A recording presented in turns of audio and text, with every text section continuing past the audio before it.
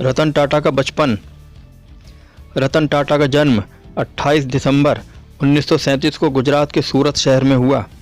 रतन टाटा की 10 साल की उम्र में उनके माता पिता ने औपचारिक रूप से तलाक ले लिया और उनकी और उनके भाई जिमी की जिम्मेदारी उनकी दादी नवजबाई टाटा पर आ गई, जिन्होंने बहुत अच्छे से उनका पालन पोषण किया। रतन टाटा की शिक्षा। इनकी पढ़ाई मुंबई के कैंपेन स्कूल में और शिमला के the John Connon cathedral school में हुई। आगे की पढ़ाई के लिए अमेरिका चले गए और B.Arch की डिग्री ली। साथ ही अपने खर्चे पूरे करने के लिए छोटे मोटे काम भी किए। रतन टाटा की सफलताएं। पढ़ाई पूरी करने के बाद वे भारत लौटे और टाटा ग्रुप में काम करने लगे। कुछ सालों बाद उन्हें राष्ट्रीय रेडियो और इलेक्ट्रॉनिक्स कंपनी नाल्को का प्रभारी निदेशक बनाया गया।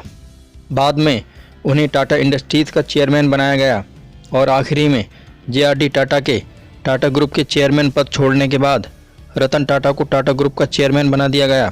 रतन टाटा का दिमाग रचनात्मक था। टाटा सॉल्ट से लेकर टाटा सॉफ्टवेयर तक सभी में रतन टाटा जी की जी तोड़ मेहनत, संघर्ष और रचनात्मक दिमाग है। उन्होंने अपनी रचनात्मक बुद्धि से सबसे छोटी और सस्ती कार लॉन्च की जिसे कोई भी खरीद सकता है। इसी विचार के साथ उन्होंने नैनो कार बाजार में उतारी, पर यह वैसा काम नहीं कर पाई जैसा उन्होंने सोचा था। इसलिए कुछ ही सालों बाद इसका प्रोडक्शन बंद कर दिया गया।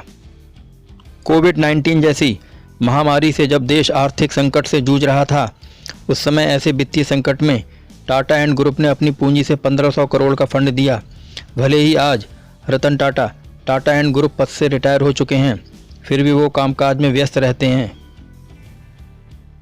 और नए नए इनोवेटिव आइडियाज़ सोचते रहते हैं जो युवा पीढ़ी के लिए रोज़गार परक हों। ऐसे महान व्यक्तित्व की जितनी तारीफ़ की जाए कम है जो युवा पीढ़ी के रोज़गार के बारे में विचाराधीन है। सभी युवा पीढ़ी को उनके महान व्यक्तित्व से प्रेरणा लेनी चाहिए कि सफलता की एकमात्र कुंजी है मेहनत। रतन टाटा की प्रेरणादायक सीख। रतन टाटा एक ऐसे महान व्यक्ति हैं जो अपनी कमाई का ज़्यादातर हिस्सा दान दे देते हैं।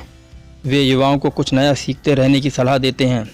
वे ऐसे व्यक्तियों में हैं जो सबसे पहले अपने काम को महत्व देते हैं।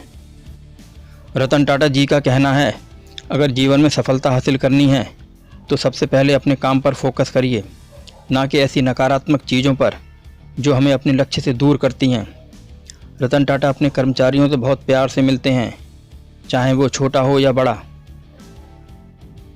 वो कहते हैं, अगर सफल होना है और जीवन में तरक्की करनी है तो हमेशा साथ मिलकर काम करने में विश्वास रखिए। भले ही किसी काम की शुरुआत आप अकेले करते हैं, पर आगे भी उस काम को और आगे बढ़ाना है तो लोगों के साथ जुड़े रहें।